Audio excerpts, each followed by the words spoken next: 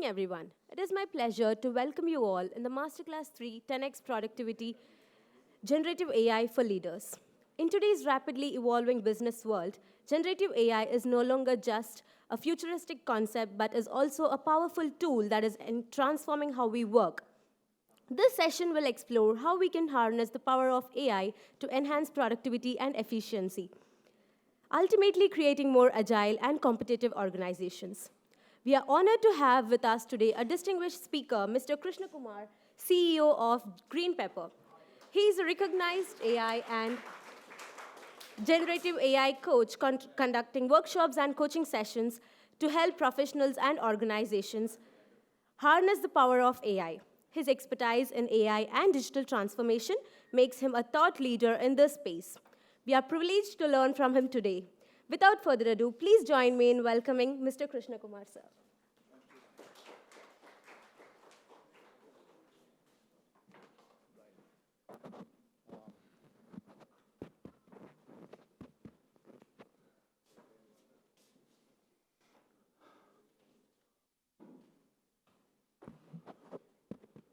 Good to see you all. I was thinking in the fourth floor, nobody's there. So when he when he brought me here, there was no one. And by the time I entered the room, there was some people waiting. Thank you so much. Two things. One, how many of you really feel that AI is going to change a lot of things in our life? Just raise your hands. Right? So there is no doubt so there are no doubtful people here that somebody talking about AI will happen or not.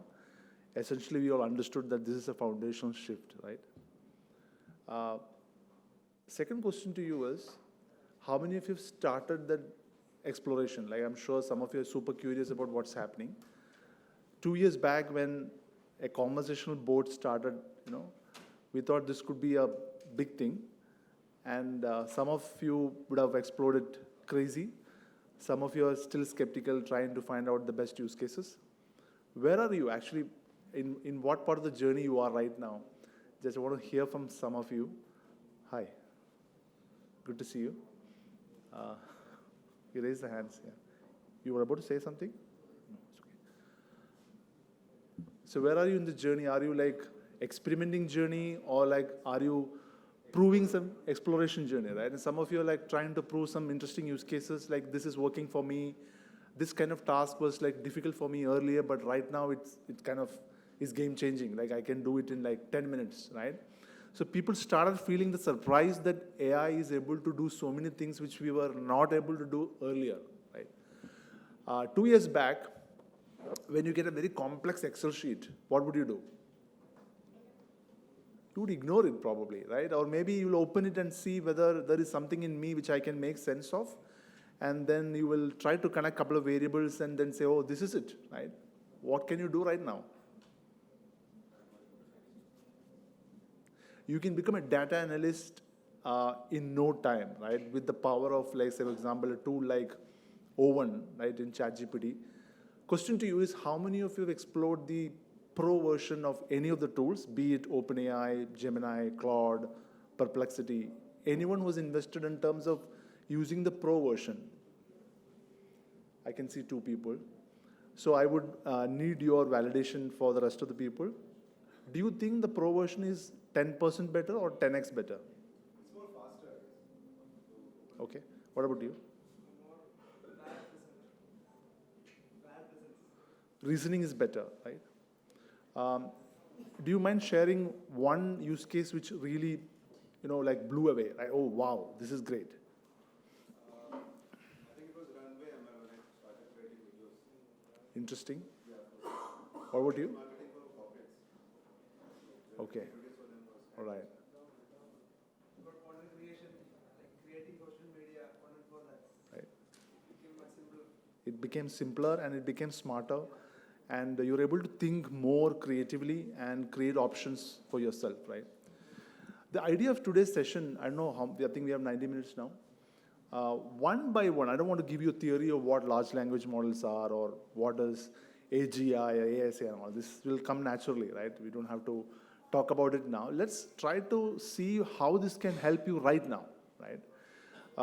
People talk about, hey, this will happen. No, I'm just waiting for something not to happen. I'm waiting for something to do right now, How many of you are students here? Just raise your hands. All right. Tell me a couple of tools which you kind of use, like of course, some of you might be using Meta AI on WhatsApp. What are the other tools which you use? Straightforward answer, ChatGPT. What else? Gamma, okay, for presentations, right? What else? Perplexity for research and information gathering, right? What else? How many of you have tried the recent one which is kind of making a lot of news and noise? DeepSeek, right?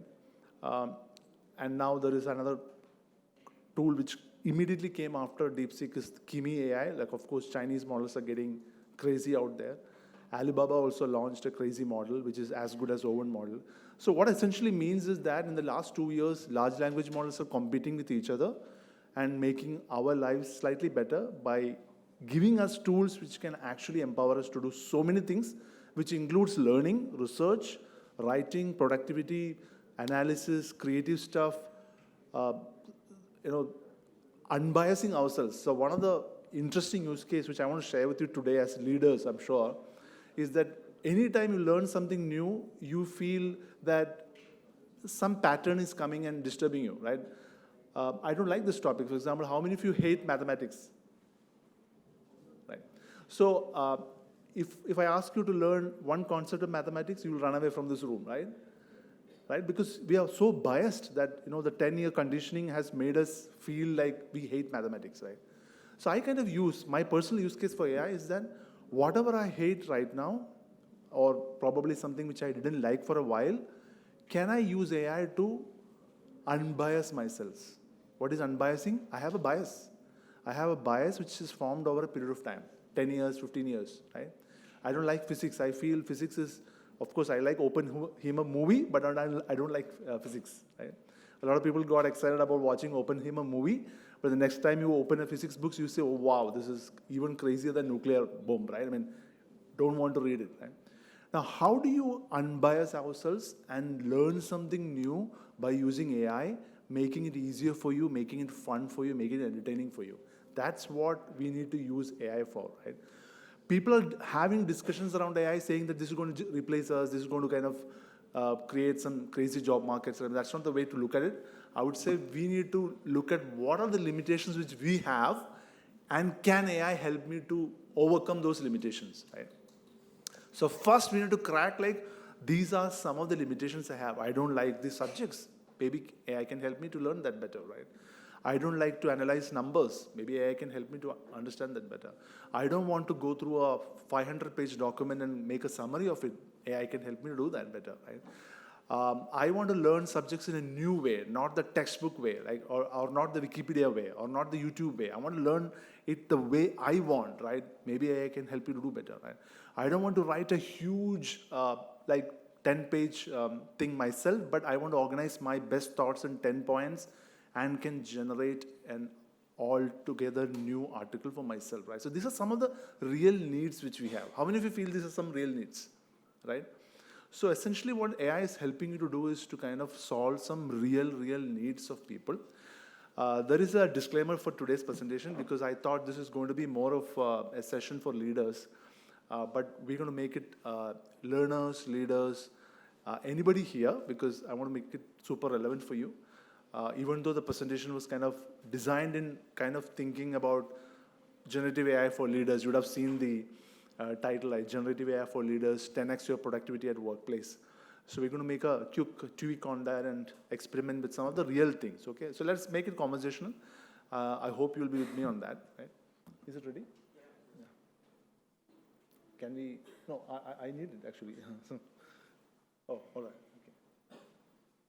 Oh, this is the one, right? Okay. And I need this for some of our demo also.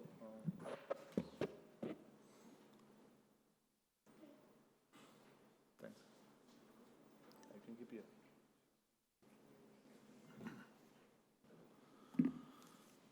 All right. Yeah. Internet is on?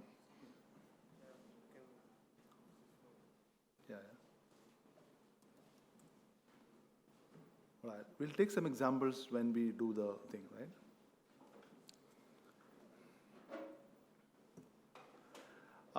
There are two things. One is last 10 years we saw technologies automating stuff, right? But this is not just automation. This is game changing, right? Tell me one moment you felt that this is not just automation, this is not just a tool, this is a game changer, this is basically a foundational shift, right? What are the other foundation shifts we have seen in our life? Not in our lives, maybe decades before, maybe 100 years before. Yeah. Personal computer or graphical user interface. I think people needing to have code to interact with the computer. You have to click on an icon. So GUI was like one of the interesting phenomena. What are the other ones? Electricity. When electricity was founded, nobody thought that, this could even power nuclear reactors. Right? People thought this could be just useful for a bulb, right?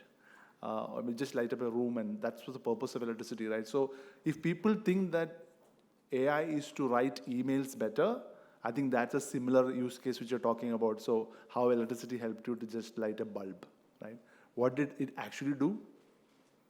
It did a lot of other things, right? It improved. So, with the more electricity coming in, ability to store and transport electricity, what happened was like a whole new revolution across industries where electricity was used not just for lighting the bulb, it was used for larger purposes, even powering nuclear reactors. Exactly the same foundation shift which is happening right now with AI. ChatGPT coming up with a tool, a lot of people mistook it as something like, oh, this is going to help me write an email better. Yeah, that's one of the things. Oh, this is going to help me summarize a complex document better. One of it, right? What could it actually be doing? We would see day by day, right? So it changes a lot of things, basically. Why I share this because, I've spoken to a lot of people in the process. In the last 2 years of my pivot into GenAI journey, I've spoken to almost 30,000 people, over 120 plus, programs, workshops, masterclasses. And each time I talk to a leader and I understand what they think about it. And of course, a lot of AI researchers, engineers are also part of the whole programs. And I realized that this is not an ordinary moment at all, right? The second thing is you should have heard about something like Stargate project, right? It's equivalent to something like a Manhattan project, right, for AI, right? Now, what is Stargate project? All the big companies, including OpenAI, Oracle, Microsoft, and the US government coming together to create one of the largest data centers on the desert in the US with an investment of $500 billion, which is equivalent to 2% of the GDP of US. So imagine 2% of the GDP of US, which is the same amount they invest in the defense. If you look at any country's economy, they invest the most percentage of their GDP in defense. India is also like that. If you ask me when is the war coming, nobody knows. But the percentage of allocation of budget to the defense is highest. Now, what if a country like America has decided to surpass the AI budget more than the defense? What is your analysis about it? What is your insight? What is the insight you're getting out of it? I leave it to you. Insight is left to you. Yeah. Maybe that's the best defense they have, right? To become the best AI nation in the world, while countries like China is kind of competing secretly to outpace the thing. If you ask me, I have a very, very clear opinion on, if you ask me China or America, I would always say America. The reason, but there's always an underdog thing, in the game. But whom do you trust? Whom do you know about more, right? I think I know more about America than China, right? So there is a lot of conversations around DeepSeek or OpenAI. All good. DeepSeek is good. Alibaba is good. But I don't know them.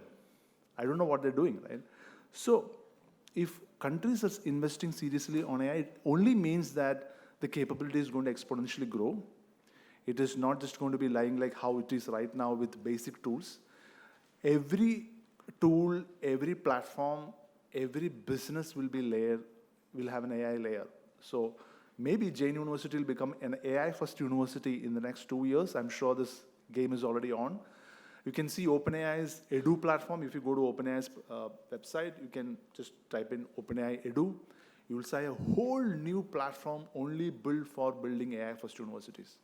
3 days back, they also launched something called OpenAI GOV, where it means every department of government of the US is going to be having an API of OpenAI to run the entire data which the government of, the federal government produces. And so, all the skepticism about where is the data, privacy, security, transparency, all gone in one deal, right? That means federal government plus OpenAI coming up with something called OpenAI for GOV. So why I'm sharing this is before the presentation is because let's be very clear about how the foundation shift is happening very strongly. Okay, now coming back to our daily use cases, right? Let's look at, can you tell me one of the most interesting thing which you have done with ChatGPT? Unconventional stuff, something which you created. I'll tell mine definitely. Yeah. Creating a storyboard for a Storyboard, right? My question to you is like, without that, how would you approach that? I would hire a storyboard artist to develop. Right? You would have hired an artist, not just hiring, right? You have to brief them. You can tell them, this is my idea, this is the context, this is insights which I have. It'll take some time, right? And the artists need to understand the context as how you explain this. You need to give some time to the artist, right? They have to get back to the way you want, right? And then the iteration is going on, right? Imagine the whole process of to and fro with an artist. Do it yourself, right? Great. What else? Yeah. I used it for summarizing long passages. Interesting. So my experience with the summary is that people think that this is going to just pick up some ideas and putting together. No, right? It's reading, analyzing the entire document with really good superhuman intelligence. I'm not so super, I'm just exaggerating. Human intelligence, and then coming out with some insights which are like so relevant for the 200-page document that you don't want to miss it, right? So we have a GPT called 9-point summary. Like you put any document into it, it'll create 9-point summary just like that. So you can have fun, right? You don't want to read more than 9 points anyway, right?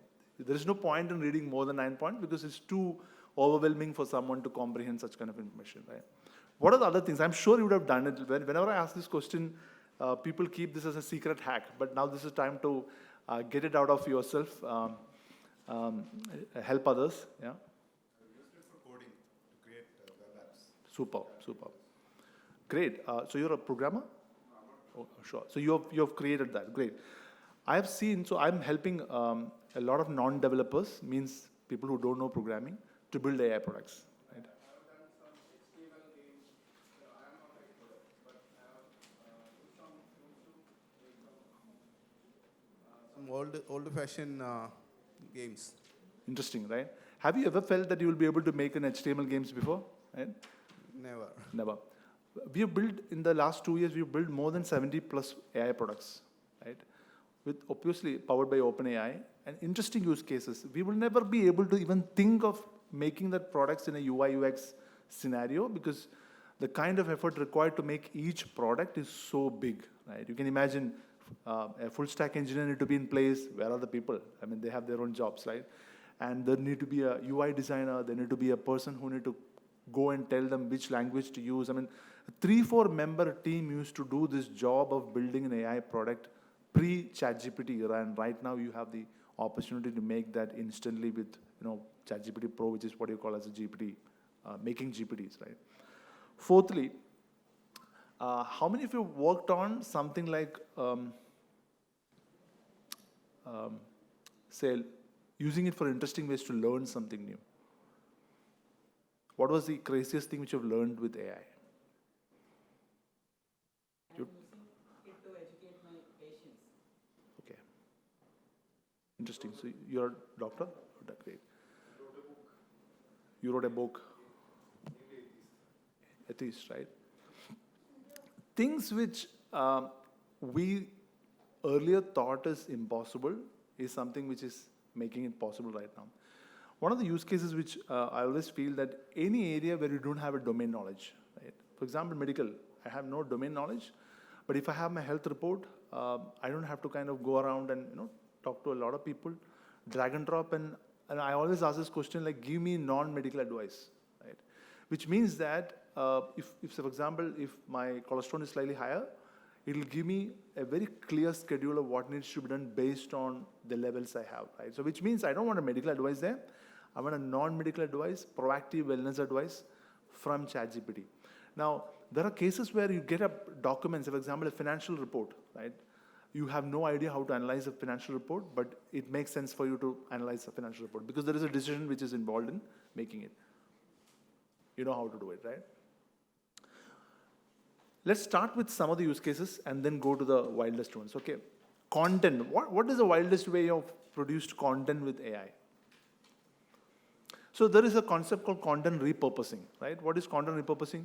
You start with an idea, you make a blog, then you make it a podcast content. Then from podcast content, you can actually make it a tweet content. From tweet content, you can kind of make it an Instagram description. So one thread, we are making it whole lot of content just by saying that make it an Instagram description, right? So earlier, most of the social media people only write one sort of content. They'll put the Instagram description on LinkedIn, and they'll put it on Amazon, and maybe they kind of make small changes. But each of the platforms require different content styles, tone, and approach, right? So there is a platform called Copy.ai, right? Copy.ai, Jasper, and these were the platforms which came before ChatGPT for content. So what made them special was that even if you don't know marketing, it'll suggest you, like, you can write an Amazon description, you can write a meta ad, you can make a better website landing page copy. I mean, it'll kind of suggest you to do that, right? Now, if you have the domain knowledge about content writing a little bit content knowledge, if you know the terms, it becomes so easy. So how many of you feel that domain knowledge has become more important right now? Because interacting with an AI model requires you to know the keywords, the terms, the special words, right? For example, in marketing, if you want to ask AI to come up with a brand voice, that's a term which only a marketer knows, right? I'm sure that doctors know a very special term which will kind of trigger AI to kind of bring up the exact precise results, which otherwise we wouldn't know. We would maybe use very generic terms. We may get generic output as well. So domain knowledge plus AI is going to be a killer thing, right? Like, so what we want here, and now there is a thing to here. You can go back and learn domain knowledge with AI itself. So what I do is, like, for example, we can try now, okay? For example, what is the domain we want to explore today? Medical science, yeah? Maybe we have a validator here, so he can validate. So we need validation, right? The point is, when we experiment with any AI tool, I won't want someone like a domain expert to validate, okay, this makes sense to me, right? Otherwise, we wouldn't make sense of the stuff which is coming out, right? Can we try with your permission? Yeah, sure, but I read something beside medical. Beside, all right. So let's try something new. What do you think? Sorry? It'll be too, boring for us, the people, but we'll pick up one of the data analytics use case anyway. Let's try marketing, right?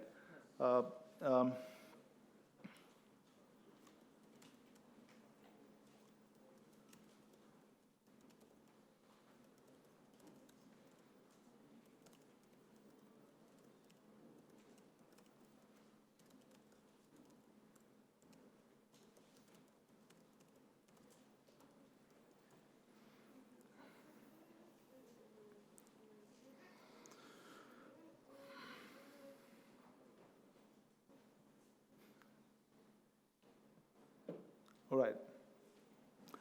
So look at the prompt. We say, give me 10 keywords and combinations of it in marketing to help me prompt and learn better with the AI in a table, right? This is all what you need to have to start with to use the keywords and then start your exploration, right? Otherwise, we don't have any keywords to start our exploration, right? So he said data analytics. So data analytics also have certain terms which will help you to know how to go further, right?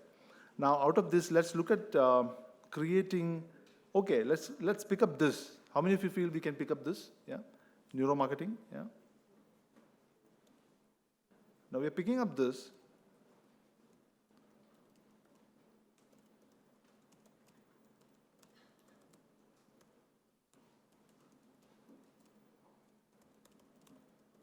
So I'm saying I'm building a D2C brand in Instagram on apparel. Very simple, like a solopreneur building some small brand, right? But he liked the idea of neuromarketing. Oh, he said, oh, I've heard this neuromarketing in a marketing seminar. It sounds to be good. But I don't know how to apply this in D2C scenario of an apparel brand, which I'm selling in Instagram. You got two ideas, right?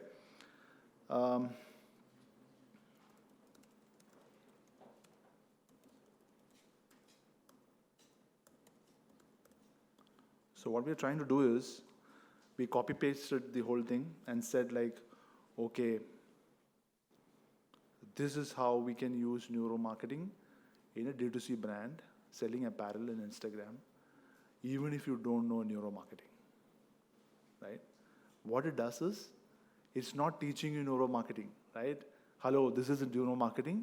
Step 1, step 2, characteristics of neuromarketing, not confusing, going straight away and blending those concepts into the problem and sharing a thing with you. How many of you will feel like doing this, right? Instead, what is neuromarketing, objectives of neuromarketing, what is good, bad, ugly, right? What are the concepts, and whatever examples you learn in neuromarketing, you will not be able to apply in the way you want in your context because it's just theoretical knowledge, right? With AI, what happens is, the insights of neuromarketing is blended to your context. How many of you feel this is interesting, right? Look at the ideas. Let's look at one of the ideas, social proof, right? Like, I mean, obviously, most of the entrepreneurs, when they start businesses, they forget the fundamentals because they are concerned about so many other things, right? And they get to focus on wrong areas sometimes, and they get distracted by things. This is where knowledge helps, right? And knowledge can help you when knowledge is easy, not when knowledge is kind of requires a lot of processing for you to do, right? What if you know, but it takes a lot of cognitive bandwidth? When you say cognitive bandwidth, it's the power required to process that idea and apply it in a space, right? And brain is like the laziest engine in the whole body. If you agree with me, it needs rest. It needs a lot of rest, basically, right? Now, as an entrepreneur, you don't have the time to kind of take rest. So what do we do is to do this, right? Let's take the same thing with data analytics, okay? Do it. So I'm saying do the same with data analytics. What is the use case? Some prediction about market prices. To do, say, stock market predictions in India on small stocks. Yeah? So it's going to do the same, make a table, use data analytics, and apply this to areas in stock markets, right? I think it is using the neuro thing, right? Or is it using the analytics? Yeah, it's using the neuro analytics. Yeah, correct.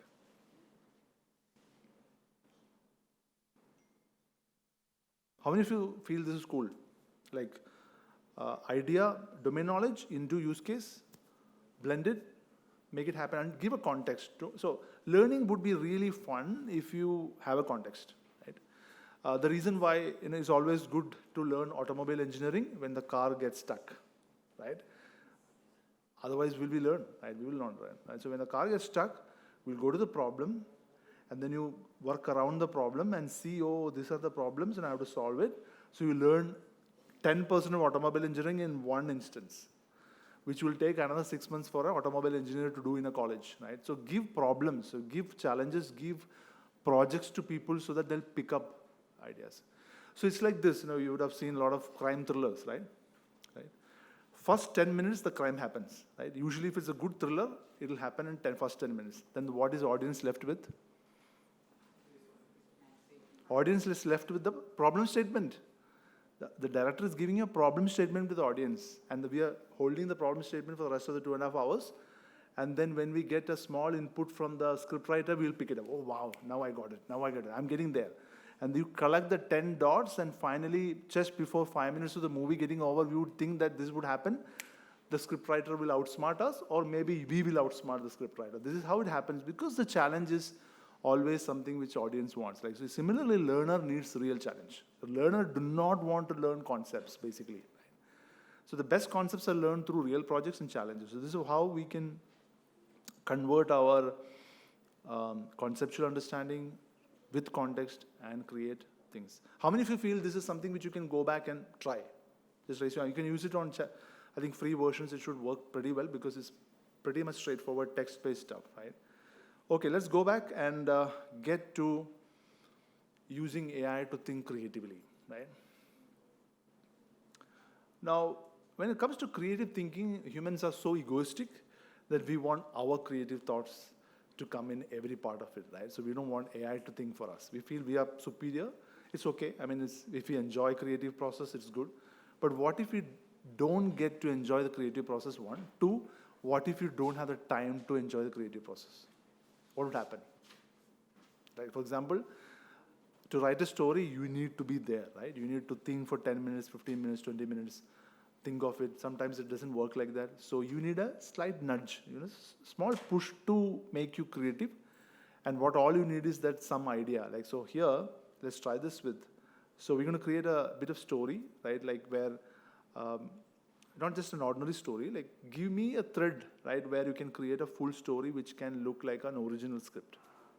Think about it. Like a marketing story or something like that. What could that be? So let's do this. Each one of you say one word, and we'll connect all that and make a story, right? What about you? Just one word.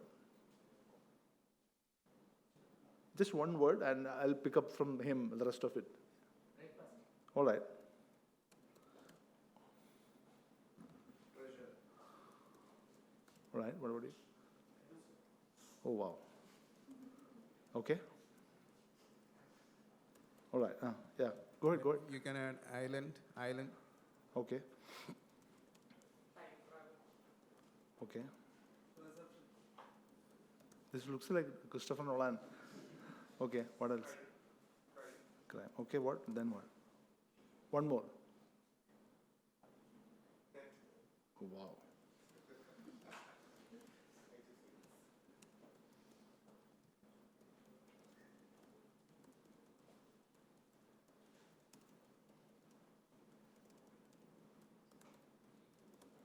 Okay.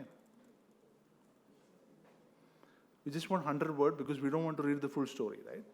We'll keep it 100 words. So, if you see this in Netflix description, will you watch it or not? Okay, let's make it like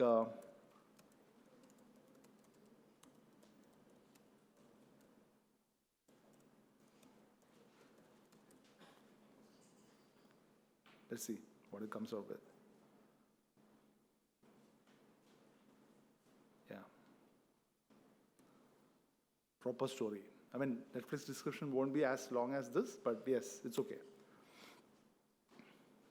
You want to read this? Think of it like all the elements are there, or how does it work? Obviously, it's kind of tried to sometimes push the ideas all together. Right? Now, the point is, where do we use this? Is it for fun, yourself to read? We need some use case, right? Obviously. What would be the use case?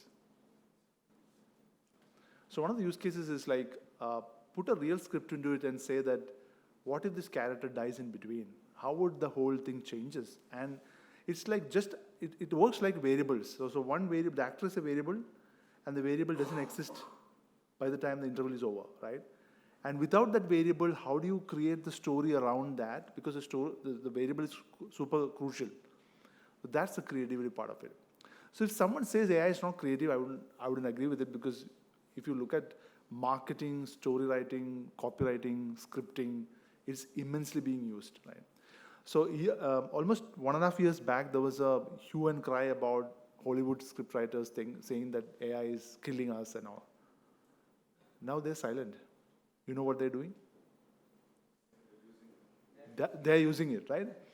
So they are able to create 4 or 5 different versions of their same script. They write the script, of course. They don't get into the job of making the ChatGPT do the script. They write the script, and the director would say, I think we need to kind of make a super interesting twist here, but this is not good, right? Now that's where they're using AI to kind of create options inside the movie to make it better, right? Does it make sense? Yeah? All right. Testing ideas, right? A lot of us don't know whether the idea will work or not. So for example, if you have an idea in a one-pager, you put it on ChatGPT and ask for like, what is the probability of this idea working? Give me 5 different parameters in this idea work or not, right? Which is something interesting use case, right? Many of us don't know what decision to take. Have you ever used AI to kind of arrive at a decision? Like to do something, you arrive at a decision with AI, right? You're asking questions, and you're becoming more informed. You're able to compare between 3 things and then trying to finally take, okay, this is good, let me go ahead. Only one? How many of you? I asked my best friend actually. You ask your recommendations, right? So sometimes recommendations work because you have the trust to them. You feel that this person liked it, maybe I like it too, right? So that's the way recommendations work. Yeah. Planning ahead. How many of you use it for, like, for example, say, let's look at like having an example like this. I am like 100 kilos, okay, and is 6 feet, right? Want to run a half marathon in, say, 20 days. Possible? Make a plan based on the book Atomic Habits in a table, right? We are trying to kind of use the entire book in a single context, right? How many of you have heard this book, Atomic Habits? Some of you, right? You like the book, right? The ideas are so good, right? But reading the book, you're not able to connect certain ideas. You like the ideas, but then how do you connect? Now look at this, identity-based habit. Have you read about this identity-based habit in Atomic Habits? It is asking you to tell other people that I am a runner. The social pressure it creates in you to make you feel to get to the goal faster, right? Habit stacking. After waking up, 5 minutes, stretch and run, right? It's applying the principles of the book Atomic Habits in such a way that you can actually achieve a goal with this. How many feel this is cool? I feel this is cool because I've used it several times and found this to be really good, right? Okay? Better thinking with AI. Now, what if I have some biases? I feel running is not cool. Okay? So I'm saying my bias is running is not cool. Help me.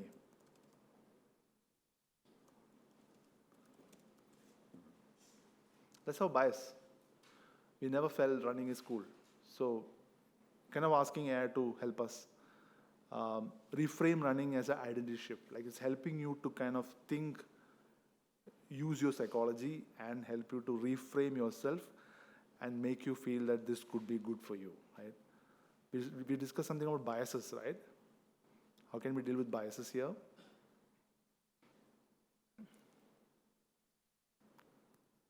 Is it cool? Yeah. New things. And new things require a lot of new energy to think, right? Like it's not easy, right?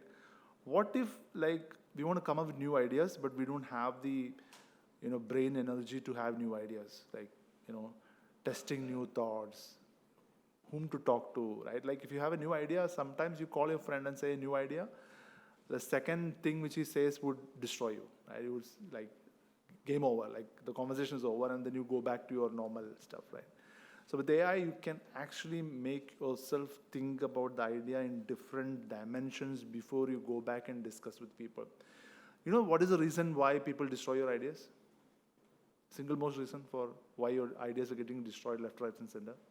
They are not in the same No, let's not talk about them. Let's talk about us. What would be the reason that our ideas are getting destroyed? We don't believe in our idea. Exactly. We have not had enough of information or conviction about our idea before we go and talk to them. The reason why, obviously, this is not an AI advice.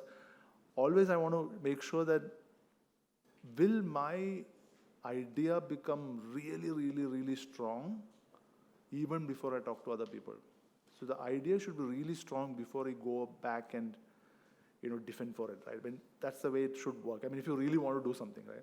So how is AI going to help you to get there, right? It can help you. So for example, in this case, you are trying to build your own conviction by, thinking about how to work with it, how to switch identity to become a better runner, right? Let's look at one example here. Take a new thread. Help me with one context so that we'll work there. Crazy contest. Let's make it wild. What could that be? This is on creative thinking, okay?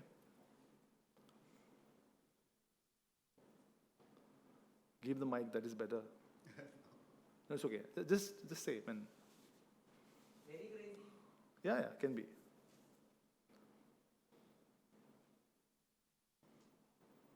I got married 10 years back. Okay, I don't feel that much romance as my initial days. okay. I want to boost up my reputation. Understand that. Good that you said this in the audience, right? I already asked. Is a crazy one is me. Give me creative ideas which are low cost. No, why not? So the best thing about prompting is that it shouldn't be having a lot of resources. So what if an idea requires a lot of resources? We are not interested in it. Right? We want low cost, non-linear. So for example, basically zero cost. Non-linear, which means that nobody has thought about it. Creative and, if possible, unconventional, right? Which will blow someone's mind. If someone is difficult to, satisfy, then you need to kind of really blow, right?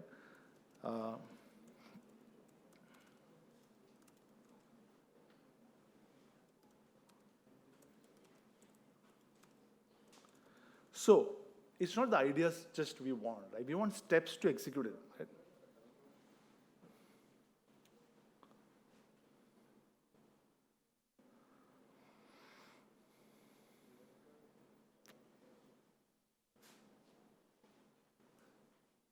A lot of people are going to boost their romance lives today. Yeah. Interesting, no? Ideas? If you don't like it, you can ask for 10 more. That's it. That's how it is, right? It's not like a consultant. It will not say, no, next time I'll send you an invoice. Clear the invoice, and then I'll send you the rest. I mean, it works like that. Execution plan. Don't do everything together. One by one, okay? It's fun, right? How many of you feel this is cool, right? Now, it's not just the usual straightforward use cases we want to do, right? We want to think how can we combine ideas and use AI's intelligence to come up with things which are really giving us an unfair advantage. That's exactly what we want to do, right? We don't want to say, okay, these are the usual. So if OpenAI says that do this, okay, we can do that, but let's find out more, right? So these are things which OpenAI won't tell you to do, right? These are things which we find from our creative connections with ideas to do, right? Let's go to the next. How do we help teams to work better? Now, what if we say, so this is a project, okay? So you called a couple of your friends and said, no, I have a project. In the next 3 months, I want to improve the relationship with my partner, and you need to help me, and you are making it a project team, right? So let's say, I'm just having fun, okay? Make this a project, and allocate tasks to my friends.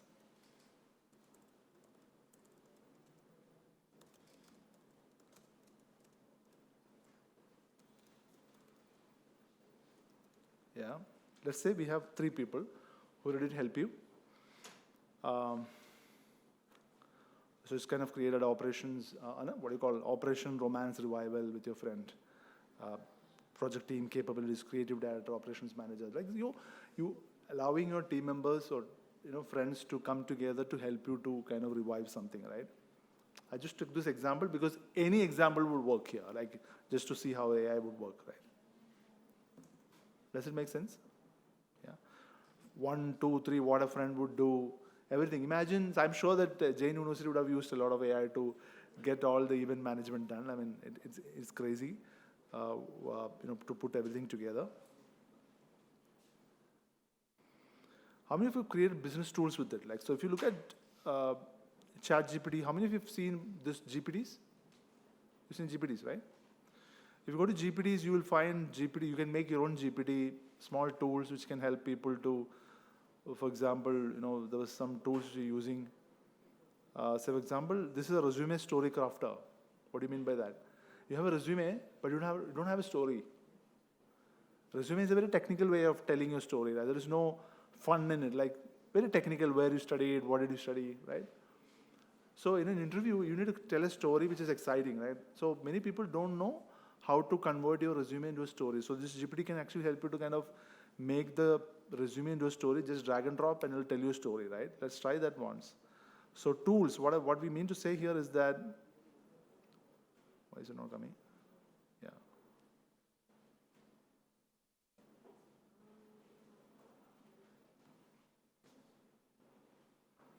What happened? Oh. Yeah. So let's say, I don't have a resume, but let me see if I can pull one and then see how to convert that.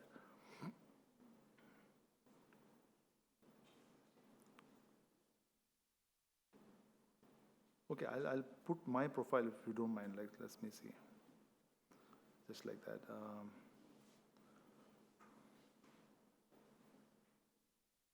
So just a program profile and see how it creates a story out of it. Like, so make it, so I'm saying make it dramatic, right? So, a bit more fun in like the kind of stuff we do. Like, so I'm sure that each one of you might have a very technical description of what you do, but it needs to have some bit more fun, drama, so that people would like to see that. People have to hear that, right? And creating such storylines is something which you won't do for yourself, right? Because you feel, is it too much or will it work, But when AI is enabling you, I'm sure when you see this, you are able to connect. Oh, this can work because my story is similar to this, right? Great. Sure, but so document intelligence is one of the areas which I would say is it's crazy. Like, for example, if you look at something like okay, what is this? Right. Okay.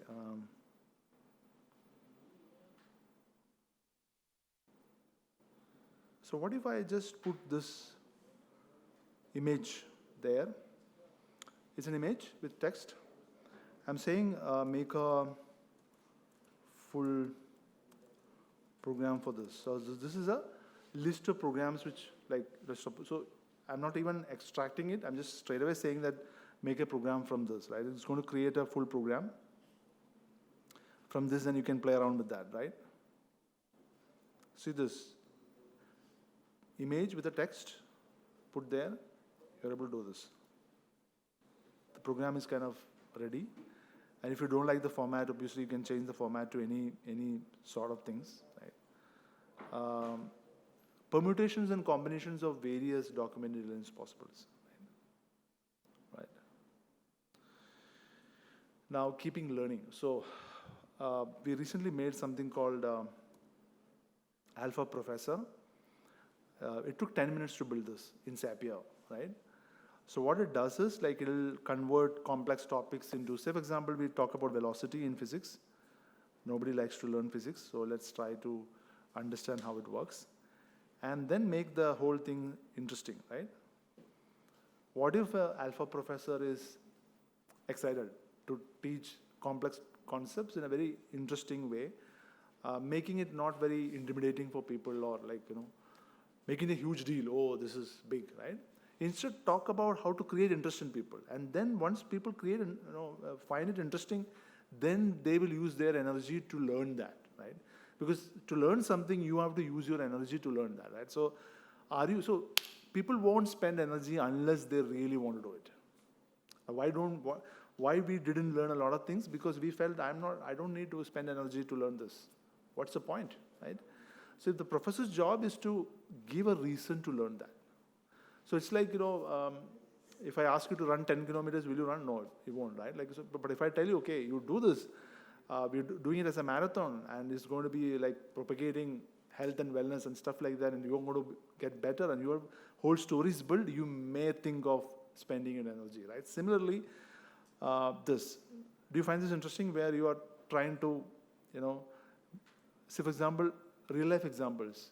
Nobody wants to learn velocity in itself, but we want to learn velocity for the sake of car trip. How is velocity, connected with a car trip, or walking to class, or a plane flight, or so it starts getting better, right?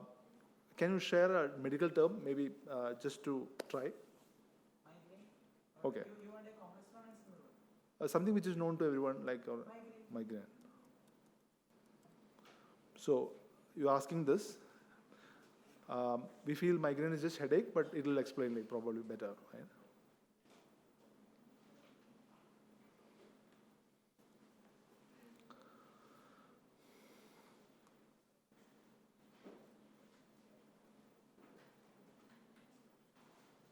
So look at the fun story to wrap it up, right? So you can see it's starting with a little lighthearted story.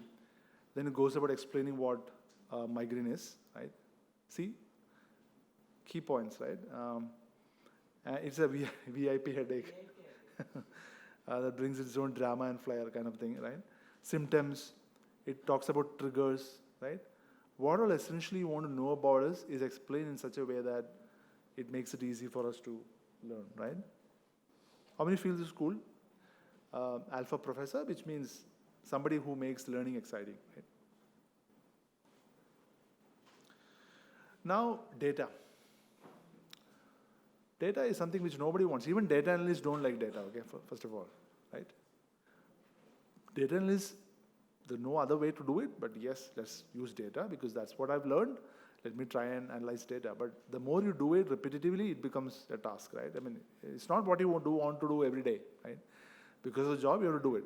What if a data analyst gets the power of AI?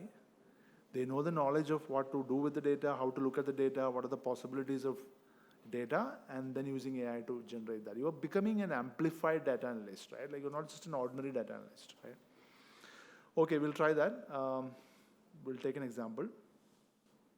We're asking AI to create a sample data, okay?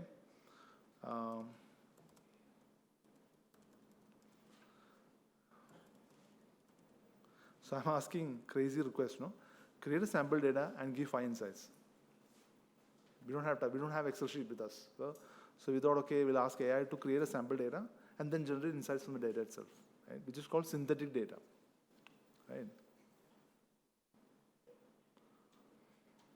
Is it making sense? Are you bored? No, right? We are trying to learn something, right? It's taking longer. Yeah, because it has had to create the data, then it's analyzed, right? Usually the latency is like 10, 20 seconds usually. Yeah, I mean.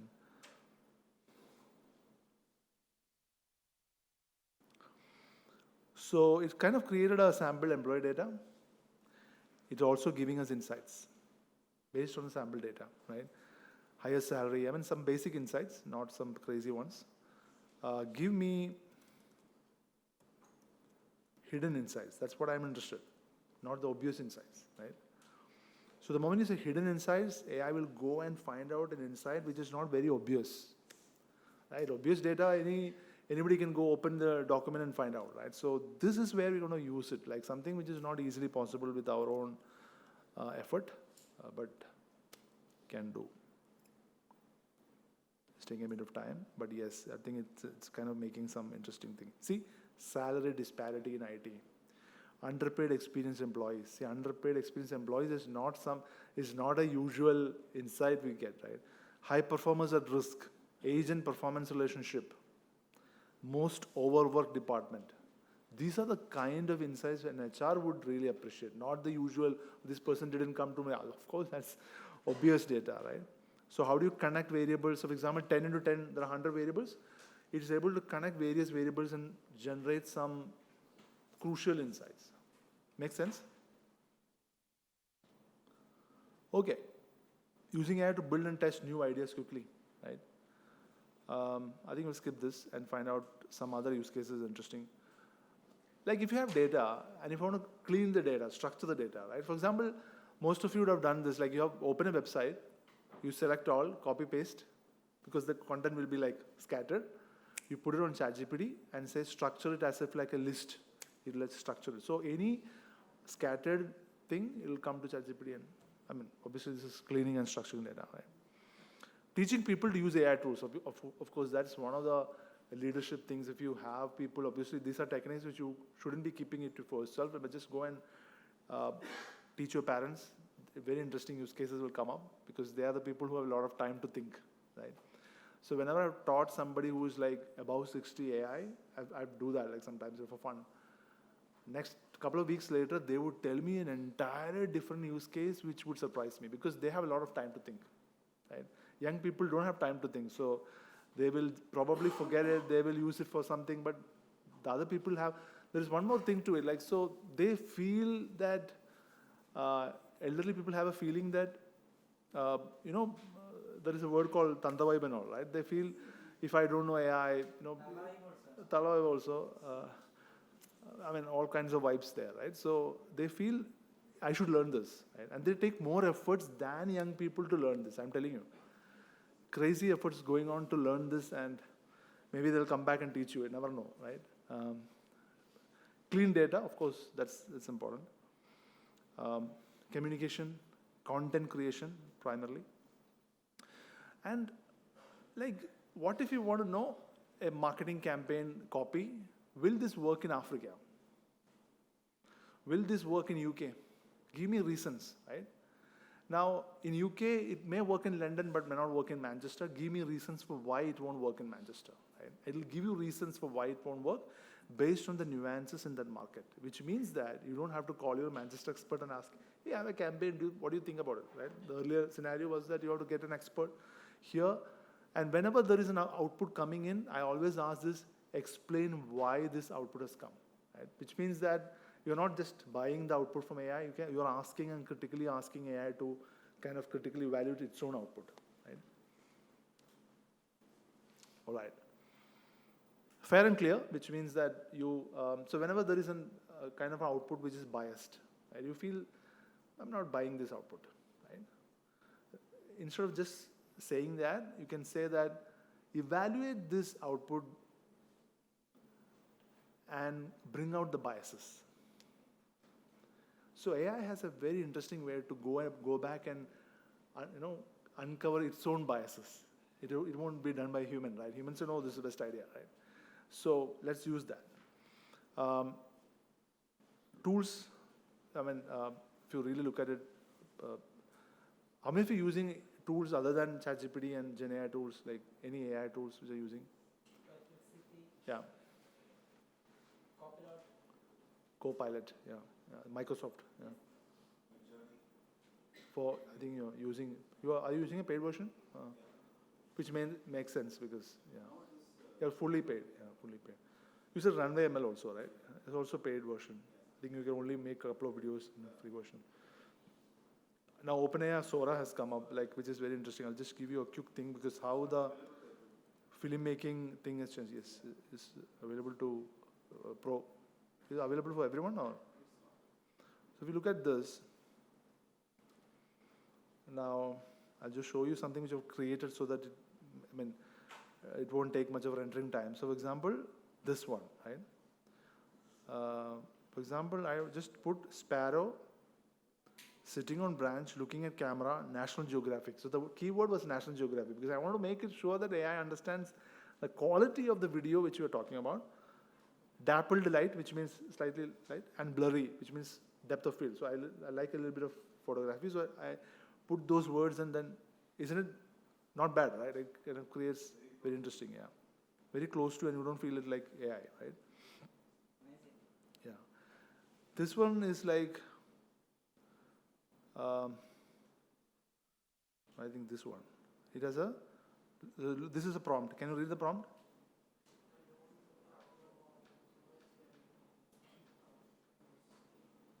Actually, you don't have to write a lot. I like writing, so I wrote it because you could have actually made it like a lone traveler walking through a serene mountain path, it'll come, right?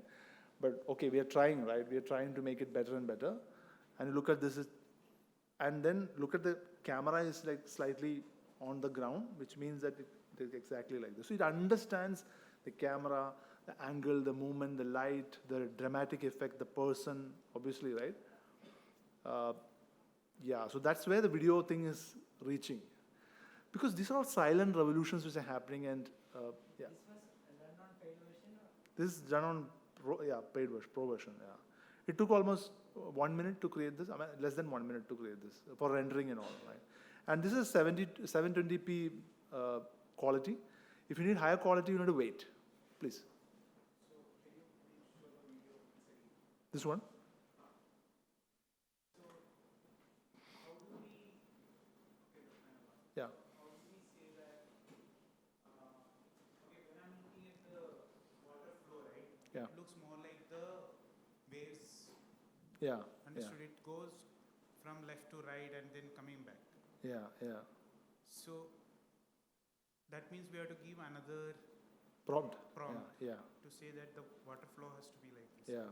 So if you look at a flowing river nearby, like I'm sure, I mean, I know that it's not exactly the same, right? Yeah, it happens, like, so it has its own visual hallucination sometimes. Yeah. But now people use something called Unreal Engine. They tag that from Unreal Which one? Mechanics. Unreal Engine. Yeah. So that It's a world creation software. all right, So okay. according to it, it can create. It can create, yeah. Especially this fluid mechanics. Interesting, interesting. Flow, yeah. So what if, like, you know, a series of such 3-4 second videos can be brought together and kind of create good, I mean, obviously, shooting this will cost a lot, right? Actually, shooting this will cost a lot. So, but again, I mean, never know where the video production is leading to, because AI video production is not something which we want to see, right? But when somebody said that, I asked, like, we are watching VFX movies, full VFX movies, all made by machines and humans together, right? So, what, for example, Lion King, is there a single real picture? There is not a single camera, there is no photography there. It's all VFX, 100%, right? I don't think there is a single shot made with a camera. Don't you think so? Right? I don't know. I have to check with it. I think they were here and they were explaining about it the other day. Yeah, animation. Completely, It's completely human plus animation studio. I mean, you mean to say the animation software. Completely CG and they're using performance capture for the animation. Yeah, yeah. So that's the way it works, right? I just want to quickly show that because we were talking about a little bit of tools. Teamwork with AI tools, yeah, I mean, it is possible. Getting products to market faster. So if you go to bolt.new, right, like anyone wanting to have a new idea, I seen this just 3 days back. yeah, A- Bolt, A boy was taking one a proud Johnson is yeah, create a landing page, for example, for a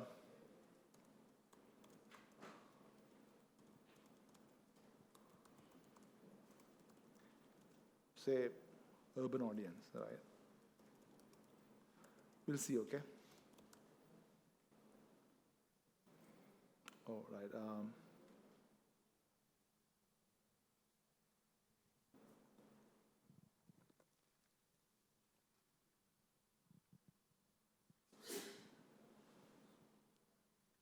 Yeah, it'll take some time. We'll come back. Yeah. So anyone with an idea now can actually use, say, for example, Lovable AI or Bolt, right? Or for that matter, Cursor to make something as a prototype. Like just a prototype, say, for example, is this happening? You know.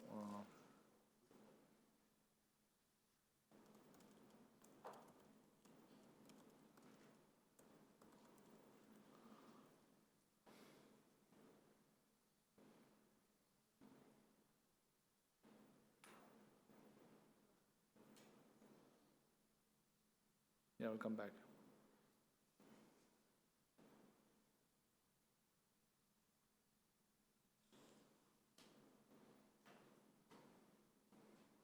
So you want to create an icon.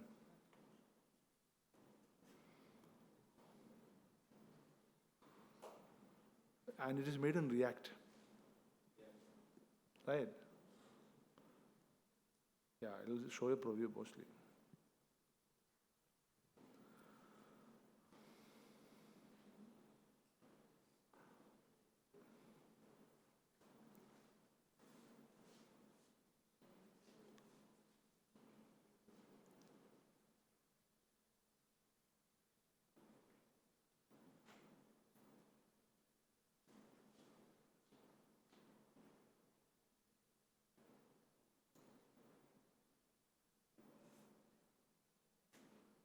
I think you understand. Okay.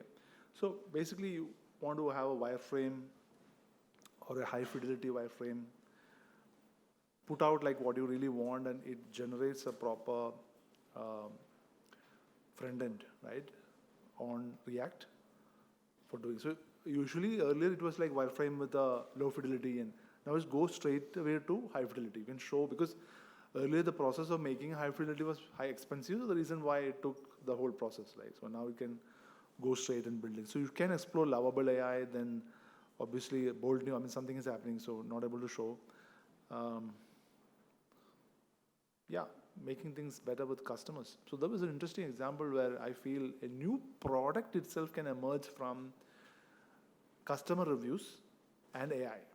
So what if so there was a guy who worked with Oberoi, and when he wanted to start his own property brand, he thought of first thinking about his own ideas.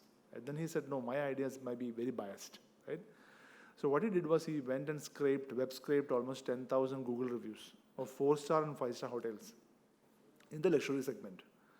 He scraped it and he ran a thing called, give me 10 killer pain points of customers.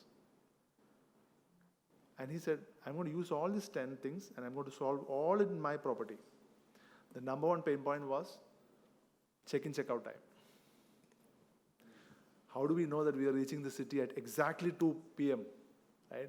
How do we know that we're going to get out of the hotel exactly by 11 a.m., right? That's not the way it works. I mean, humans need their own time, especially when they're in a new city. They have a lot of things to do. So this hotel check-in, check-out time is a crazy time, especially for high-profile customers. And they have to always go to the front office, talk to the person, negotiate. And they don't like the fact that they have to negotiate for 1 or 2 hours extra for someone with a front office background, right? So the idea is, how do we find an interesting product proposition? So if you want a product, if you want to really make a product, go to the competitors' brands, get the Google reviews, get the Instagram comments. I mean, Instagram comments will be difficult. Google reviews is very easy to web scrape. Run a thing, say, what are 10 points which people are unhappy about? As Bill Gates say, the best way to create a new product is out of unhappiness of your competitor products, right? And not out of happiness. Don't focus on the delight aspect. Focus on the unhappiness, right? Most of the agencies in India focus on the unhappiness of customers of other agencies in India so that they get them, right? You call them and say, oh, I know this guy is not picking my call. Okay, let me try and work with you, right? That's how it happens. So interesting customer reviews with AI can help you to build new products. Right? New ways to get things done, yes. Smarter work steps, task management, fresh ways to grow. For example, let's see one more thing. Let's take up that example of, say, for example, data insights. From these data insights, like what you have done with the data insights, give me HR actionables that you can talk to the CEO and implement in a 12-week time. So based on this problem which you have identified, how do I create a 12-week plan?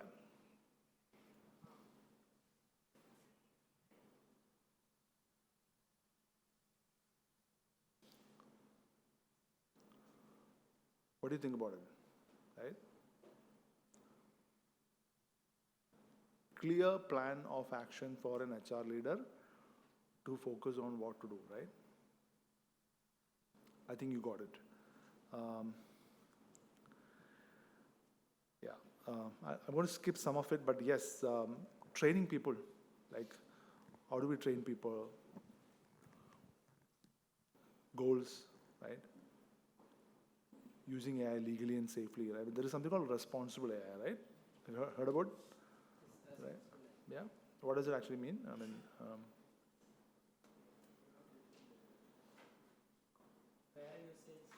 using in the right way, right? And beware of biases. Become more fair about it, right?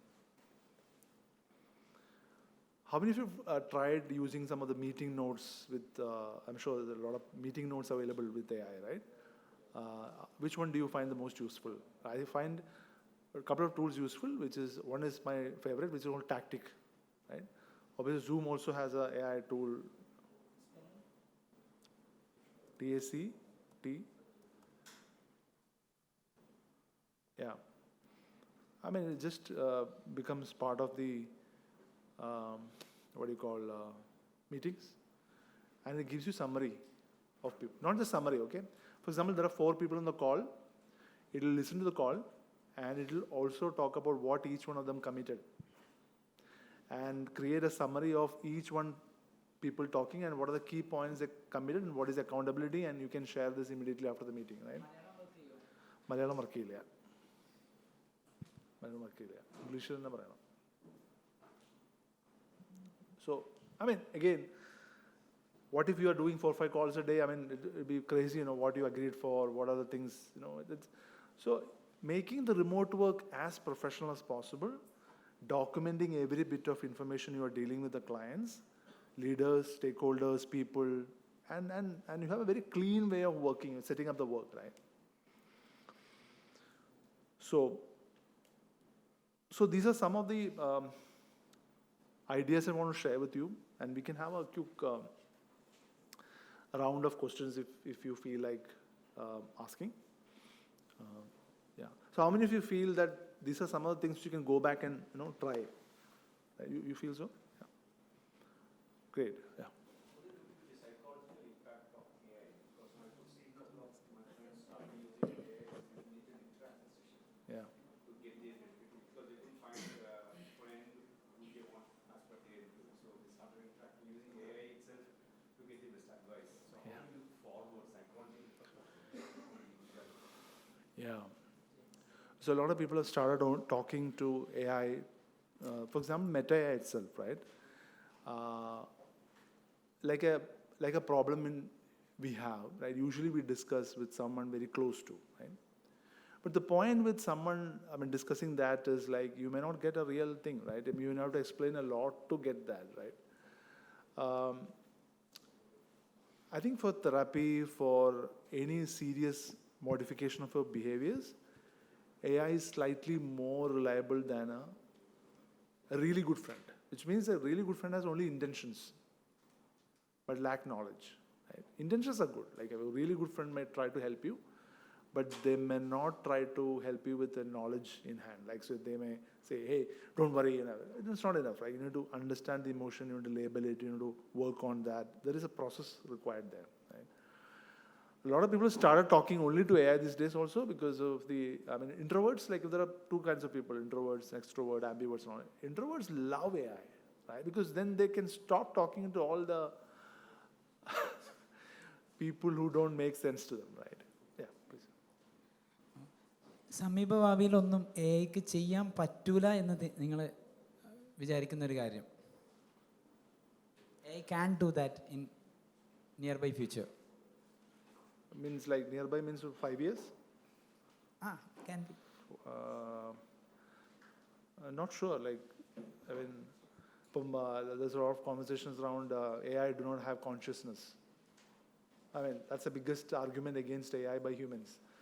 You can't have human consciousness. Obviously, you don't want human consciousness for AI, right? AI.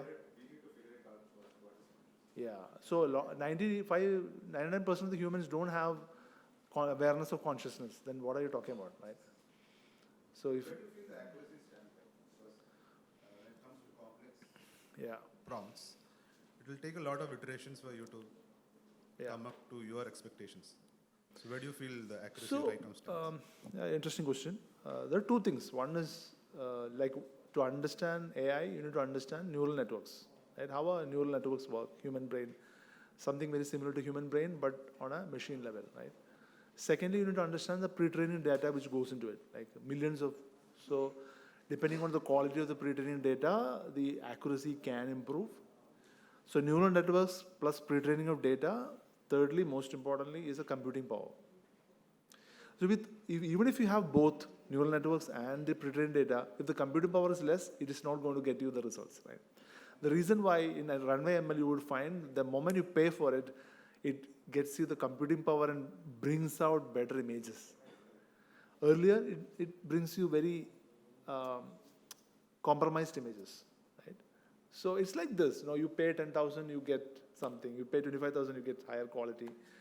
You give 1 lakh rupees, a person is so excited, they spend a lot of energy and time and focus and attention and knowledge and everything to give you something back. Same deal with AI, right? You give more, you get more, right? Continuous ആയിട്ട് A I ഉപയോഗിച്ച് നമ്മളൊരു imagination, ഭാവന, ഈ ഒരു സാധനമൊക്കെ ശരിക്കും കുറയുന്നുണ്ടെന്ന് പറയാൻ പറ്റുമോ, അല്ല കൂടുന്നുണ്ടെന്ന്? ഇപ്പം നമ്മളിപ്പോൾ ചെയ്തപ്പോൾ എന്താ തോന്നിയത്? ലൈക്ക് കൂടിയോ അതോ? നമ്മൾ കൂടുതൽ ചെയ്യും തോറും മടിയനാവുക എന്നുള്ളൊരു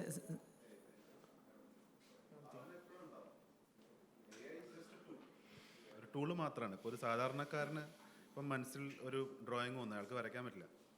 അയാളുടെ ഭാവനയുണ്ട്, പക്ഷെ ആ through A I can create it. So ഭാവന ഒരിക്കലും അവിടെ തീരുന്നില്ല. എന്താണ് നിങ്ങളുടെ അഭിപ്രായം? എന്താണ്? I think it's an important question. Yes. I think there are things for and against AI as a tool, but it needs to be regulated as we evolve. So there are things that can go beyond our control. Yeah. So government, it's high time, I think, to get into this regulatory framework. Exactly. Especially. I get your point. So in any technology, you have good actors and bad actors. When social media came up, you first felt it's really good, right? I mean, you can connect with people instantly, right? So there are good actors who used it for connecting with people. There were bad actors who used it for abusing people, right? So I think in any technology, you have both, right? Electricity കൊണ്ട് shock അടിച്ച് മരിക്കുന്ന ആൾക്കാരുണ്ട്, electricity ഉപയോഗിച്ചിട്ട് കാര്യങ്ങളൊക്കെ നടന്ന്, അല്ലേ? Electricity shock അടിച്ച് മരിക്കുന്ന ആയിരക്കണക്കിന് ആൾക്കാരില്ലേ?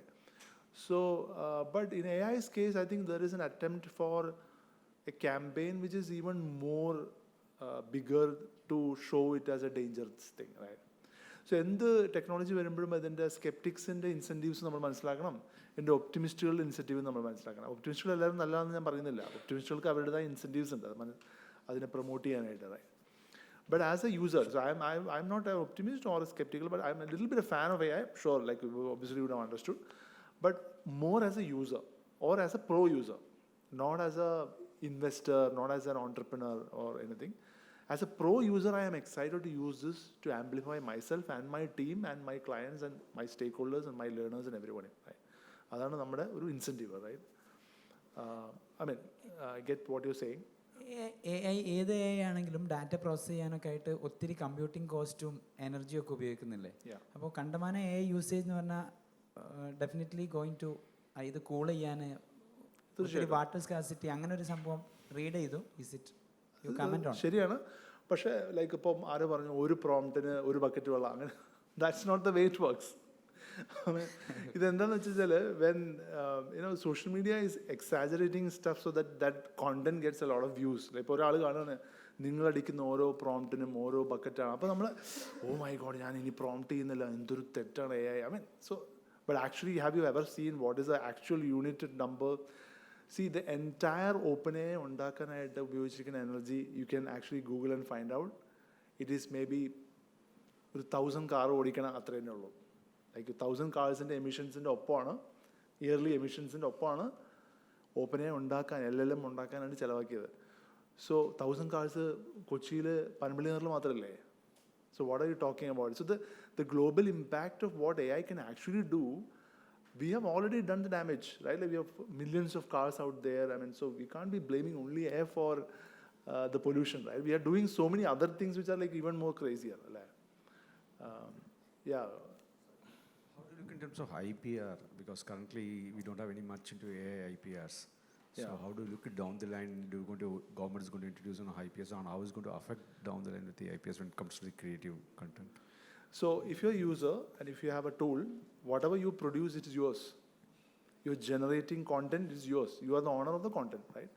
Like for example, you are making an image, you are the owner, not run by ML. Right? Unless like if there is a specific policy saying that this can't be used commercially. So there are some tools saying that you can use this for yourself, but you can't use it commercially, right? Which means, for example, you have a platform called Suno AI, which produces music. അപ്പോൾ അതിൻ്റെ free version use ചെയ്തിട്ട് നമ്മൾ music ഉണ്ടാക്കിയിട്ട് നമ്മൾ സിനിമയിൽ ഇടാൻ പറ്റില്ല. അതിനവർ നോട്ടീസ് അയക്കും. Or they may not, but then there is a point there which they can make, right? Whereas if you buy a commercial license of Suno AI, make music, you can use it. Say for example, there itself 100K views in മുകളിലായി കഴിഞ്ഞാൽ അവർക്ക് വീണ്ടും information കൊടുക്കണം. But if you take an enterprise license, it's all yours, right? So every AI tool will make slab-based ownership for the content you make with that, be it music, be it video, be it whatever images or analysis or content, anything, right? അതാണ് എൻ്റെ ഒരു ഡോക്ടേഴ്സിന് എക്സ്ക്ലൂസീവായിട്ട് helpful ആവുന്ന ഏതെങ്കിലും AI tool എപ്പോഴെങ്കിലും ശ്രദ്ധയിൽപ്പെട്ടിട്ടുണ്ടോ? Personal question. Exclusively for doctors, so individual doctors ആണോ ഉദ്ദേശിച്ചത്? Individual. So Google's MedLM എന്ന് പറഞ്ഞിട്ടൊരു പ്ലാറ്റ്ഫോം ഉണ്ട്, MedLM, which is actually an enterprise product which is sold to healthcare hospitals. And so the point of MedLM is the MedLM is trained with large amounts of healthcare data of the US. So for example, millions of retina images, radiology scans ഒക്കെ ഇട്ടിട്ടാണ് ഇത് train ചെയ്ത് കൊണ്ടുവന്നിരിക്കുന്നത്. Which means that MedLM, IBM-ന് എന്തൊരു Warna? yes, IBM Watson ഉണ്ട്. So essentially, now there is a platform in India who made like Cure AI, which means that again radiologists can actually use AI tool to diagnose images. Like you put a radiology image, it will tell you what to do. So you don't have to go through, reading it. Cure AI ആണോ അത്? അതെ. Cure. There are a lot of new interesting tools. Image recognition space ഒത്തിരി tools വേറെ വരുന്നുണ്ട്. നമുക്ക് ലേണിങ്ങിന് learning ഉദ്ദേശിച്ചത് generative AI ഇൻഡെപ്തിൽ explore ചെയ്യാൻ ആഗ്രഹിക്കുന്നു ഞാൻ. So I'm sure some of you mentioned about Perplexity AI. ഇത് കാണാനില്ലല്ലോ. So Perplexity AI was actually good, but right now ChatGPT Pro has a search option is there, right? For example, if you the earlier version of ChatGPT didn't have a search thing, which means that ഇത് കണ്ടില്ലേ search. So it's going to take real-time information. So for example, give me AI tools for doctors. It will go and search in the web, right? Not in the LLM. There are aggregators also. Both, yeah. So ഓരോ ഏരിയയ്ക്കുള്ള അത് പറഞ്ഞിട്ടാണ്. Some of them are free, some of them will be an enterprise product, right? Some mental healthനൊക്കെയുള്ള ഓരോ category കാര്യങ്ങളാണ്. Perplexity is also good. Like I used to like it, but right now with all this DeepSeek and everything, it's Perplexityയുടെ ഒരു charm ഇത്തിരി കുറഞ്ഞിരിക്കുകയാണ്. So how many of you tried DeepSeek? I've tried, but I'm not able to install it properly. No, it's web browser actually. Oh, but okay. Yeah. For example, if I want to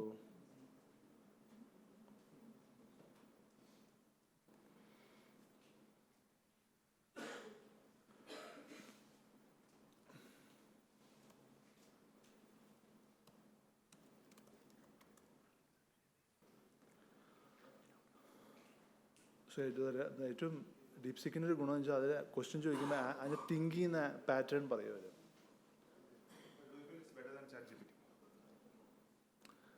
Because it is free. Otherwise, functionality-wise? Yeah, it's okay. So ഇതിൽ comparison വരുന്ന ഇപ്പോൾ ഡീപ്സിക്കിനെ പറ്റി ഭയങ്കര excited ആയിട്ട് സംസാരിക്കുന്ന ആൾക്കാർക്ക് ChatGPT free version use ചെയ്യുന്ന ആൾക്കാരായിരിക്കും. Okay. പ്രോ കണ്ടവർക്ക് DeepSeek is just okay, it's fine, അത് തുടങ്ങട്ടെ. So but for free version use ചെയ്യുന്ന ആൾക്കാരെ സംബന്ധിച്ചോളം ChatGPT കൊടുക്കാത്ത കുറേ കാര്യം ഡീപ്സിക്ക് ഫ്രീ ആയിട്ട് കൊടുക്കുന്നുണ്ട്.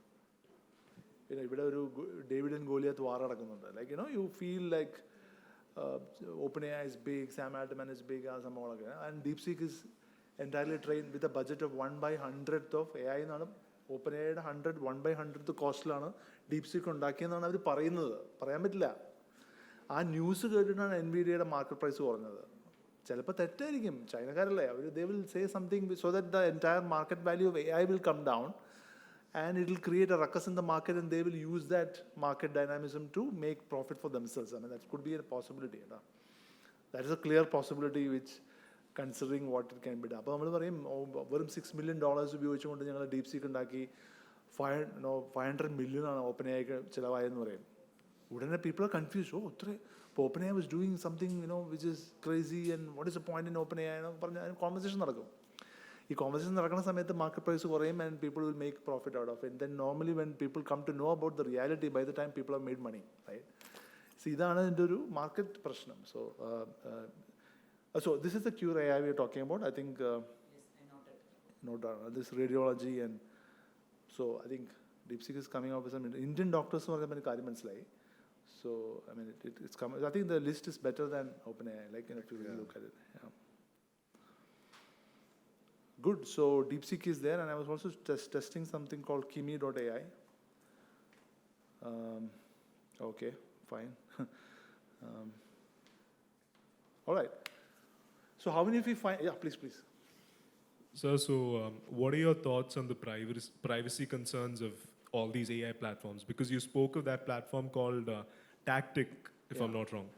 So it's listening to your meetings. Like you're the CEO of a company, and you'll have very private plans and strategies that your competitors wouldn't, you wouldn't want them to know it at all. Right. So what are your privacy concerns when it comes to these AI platforms? Like, do you go into the depths of who owns it and like concerns? How do you do your research and whether you are worried about it and whether we should be worried about it? Right. So I think in tech we need to trust, right? And verify, right? So trust but verify is a simple thing. With OpenAI, what I do is usually it's a very simple thing which you can do with ChatGPT is to go to settings and you can have an option for data control. So you can keep the data control, improve the model for everyone off so that the data which we are putting into OpenAI will not be used for training the model. എൻ്റെ data വെച്ചിട്ട് നീ train ചെയ്യണ്ട എന്ന് നമ്മൾ പറയുന്ന ഒരു പരിപാടിയാണത്. So, but otherwise, if you want to keep it open, you can keep it open also. It will be used for model improvement. So that's the immediate option which we have.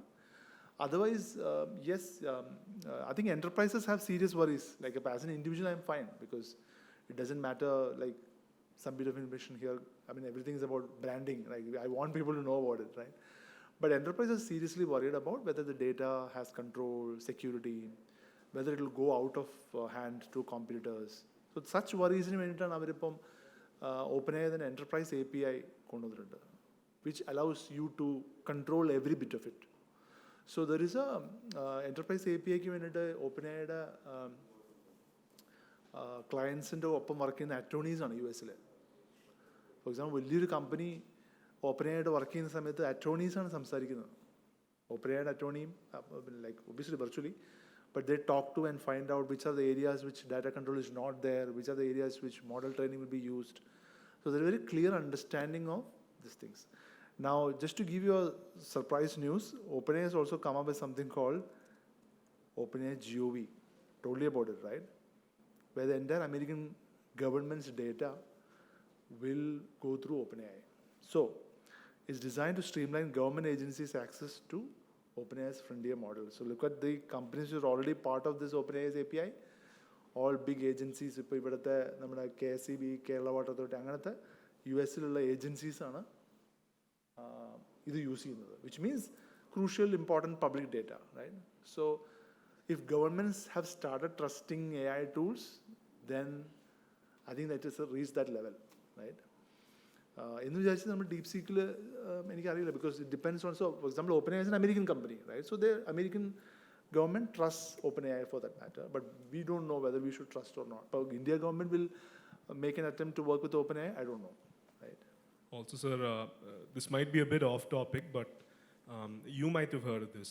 There was an Indian intern that used to work in OpenAI, and then he had a lawsuit saying that certain IPs were being stolen by OpenAI. So I think Sir also spoke about, the Sir sitting over there, I think he spoke about government regulations.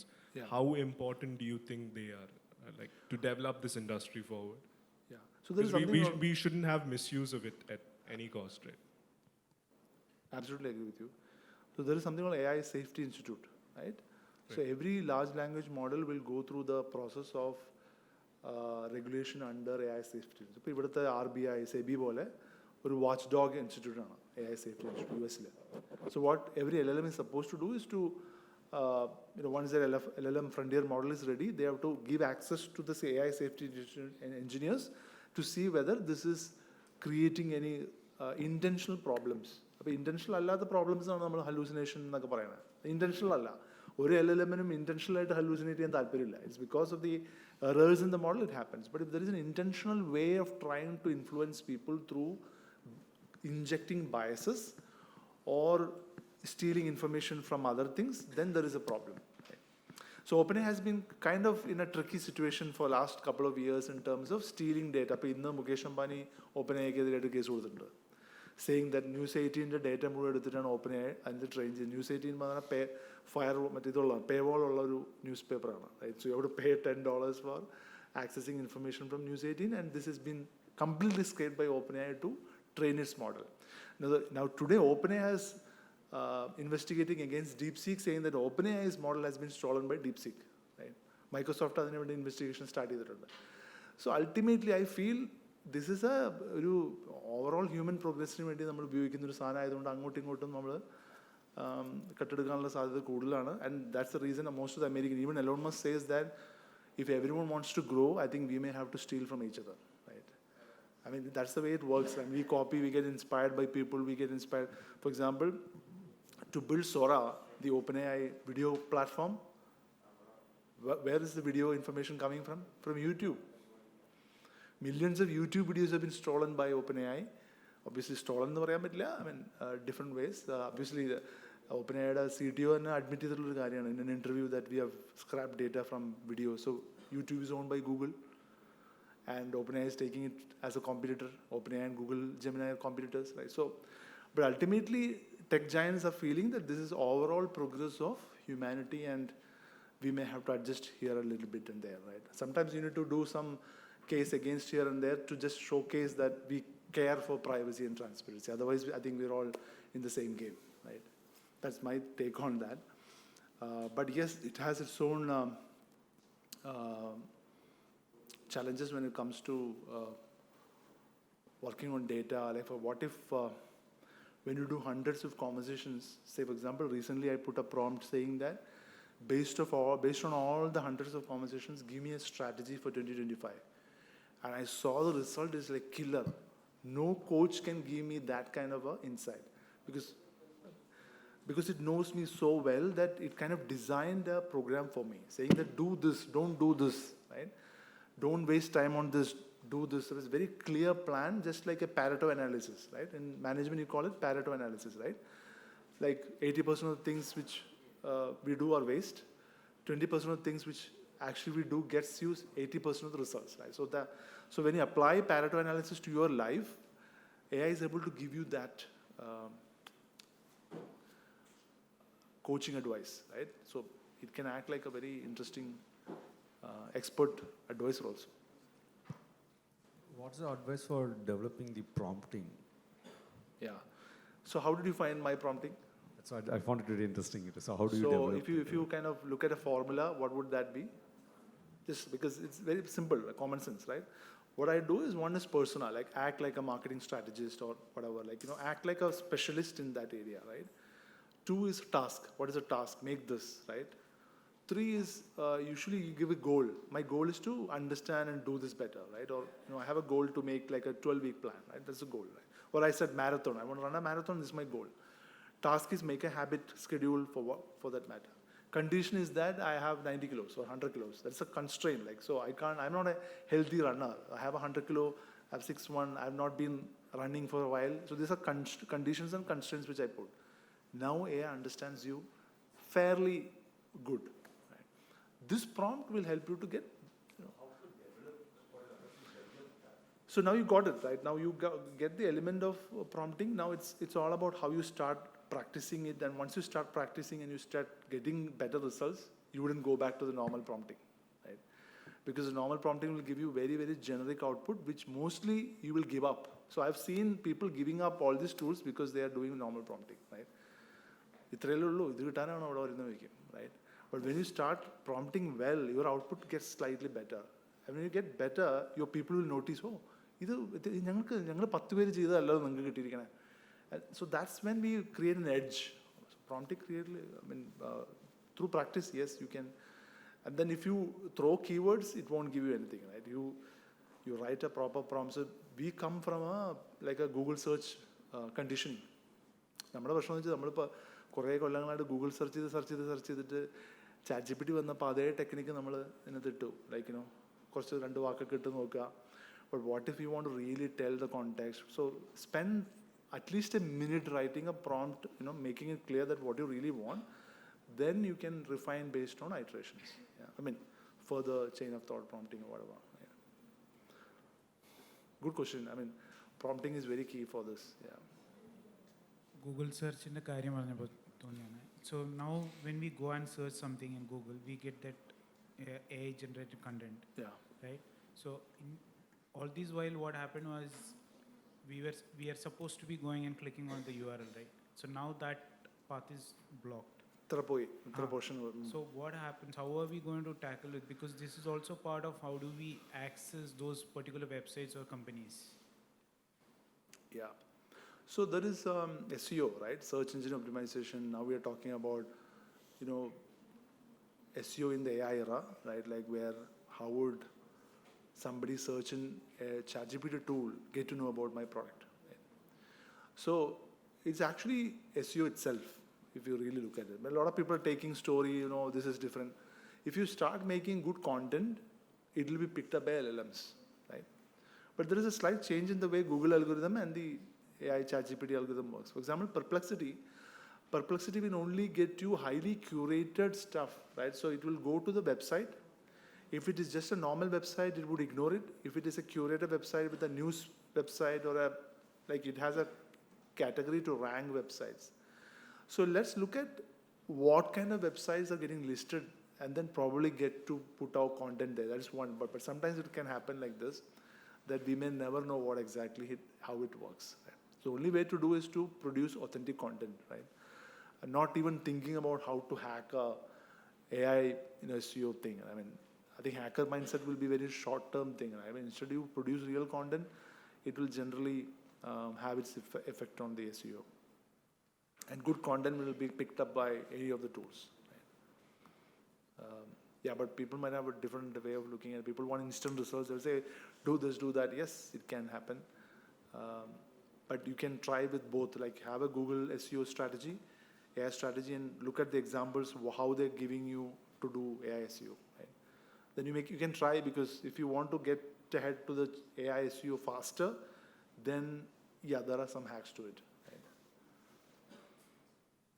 Okay, great. Anything else? So how many of you find these ideas which you discussed are a little useful and you can go back and try and do this? Just give a final comment, feedback, that would be great. 100%, right? How many of you feel 100% like him? Just raise your hand so that, great. Any other comments which you have or anything which you would like to share? Yeah.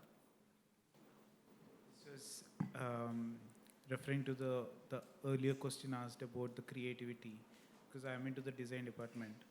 So I'm very hesitant to use AI to create images, because when I take a pen and paper or drawing ink or brush to draw, I make a personal connection with the paper and the pen and my brain. Yeah. And when I put a prompt to create something, I'm not getting that human pleasure of drawing something. So it's a very personal choice. But like the way you produce that, you created that video, it's very promising.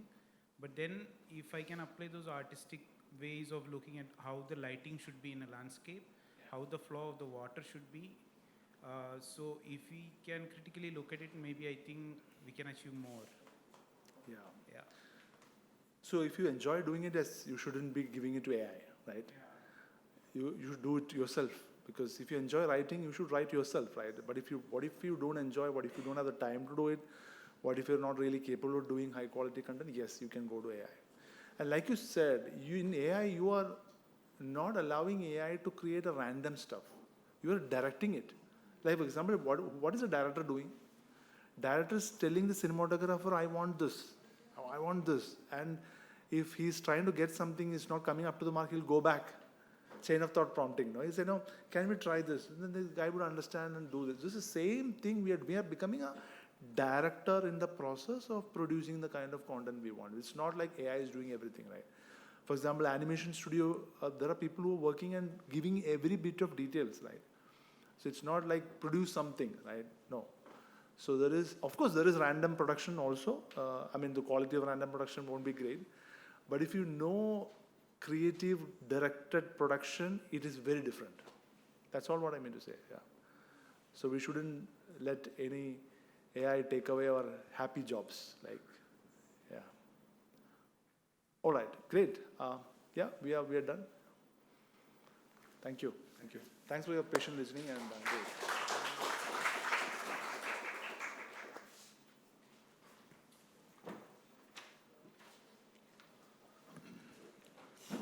Thank you so much, sir. On behalf of our JAIN University, we sincerely appreciate the time and effort you have taken to share your expertise with us today. Your insights on generative AI and its impact on productivity have been truly enlightening. As a token of our gratitude, we would like to present with a momentum.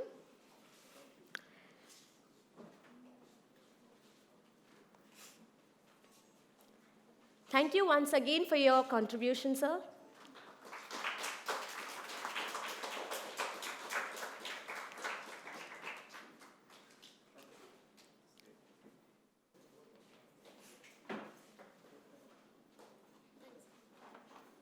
Thanks, guys. It's a pleasure interacting with you. As we wrap up this insightful session, I would like to extend our heartfelt thanks to Mr. Krishnakumar, sir, for sharing his expertise and thought-provoking perspectives.